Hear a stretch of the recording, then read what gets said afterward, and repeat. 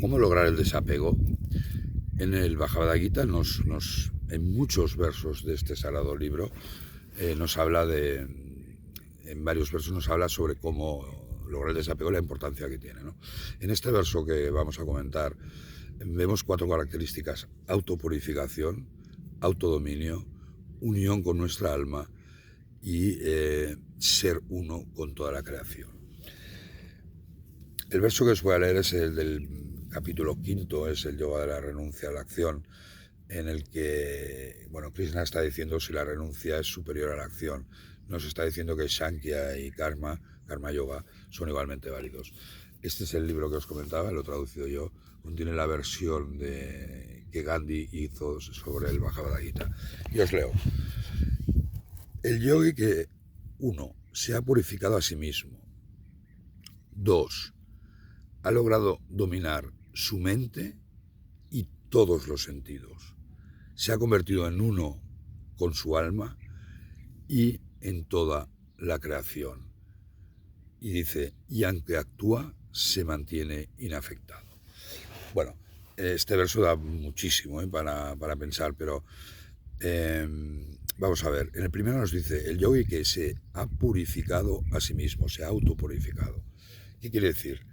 Que a través del karma yoga, el yoga de la acción desinteresada, el yoga desapegado de los frutos de la acción, vamos a iniciar un proceso cuyo objetivo al final es la purificación de la mente y de nuestro corazón. ¿Qué técnicas nos va a recomendar el Gita? Pues varias. Practicar el yoga de la ecuanimidad, actuar sin deseo por el fruto de los resultados, evitar los pares de opuestos, veracidad, ahimsa y otras 1000 cosas, 1000 no, pero varias más, que he ido comentando en otros vídeos, ¿no? Entonces, primero tenemos que lograr la autopurificación, y el camino no es otro que el karma yoga. El karma yoga nos va a conducir también a lograr el autocontrol de nuestra mente, que esto es importante, y como dice Arjuna, que la mente es tan difícil de controlar como con el viento, y Krishna responde más adelante, sí, es difícil de controlar, pero con el yoga lo conseguirás, ¿no? Y eso es lo que tenemos que tener claro. Y luego nos enfatiza, aparte de dominar la mente, debemos dominar cómo se comunica la mente con el exterior. Y esos son los sentidos. Y nos dice todos los sentidos, no uno ni dos, todos. Vista, olfato, oído, todos los sentidos tenemos que ser capaces de controlarlo. Y esa será la manera de autopurificarnos. ¿Es difícil? Claro que es difícil. Todo en la vida a veces lo importante es difícil, pero como dice Krishna, con el yoga lo puedes conseguir. Y esa es una de las partes importantes. Entonces, luego nos dice, se ha convertido en uno con Atman.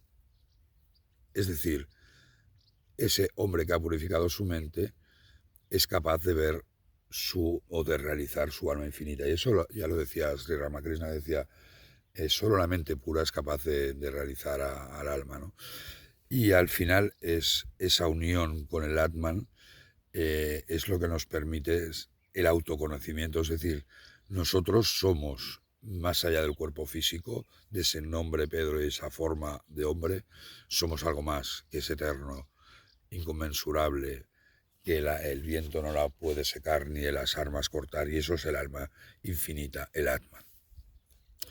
Una vez hemos purificado la mente con el karma yoga, recordad que estamos viendo cómo desapegarnos del fruto de los resultados, que es algo complicado. Y luego una vez hemos purificado, el Gita en el capítulo 6 nos explicará el Jnana Yoga, el yoga de la meditación, cuyo objetivo es realizar esa parte infinita que es el alma, ¿no? Eso nos llevará al concepto de unidad en la diversidad, que he ido comentándolo en otros vídeos, y luego podremos seguir la vía Bhakti o la vía Jnana, que nos llevará al todos uno, que todos somos uno en este universo. Como decía Shankara, solo grabar es real y todo lo demás es ilusorio, pero bueno, no entremos en este tema.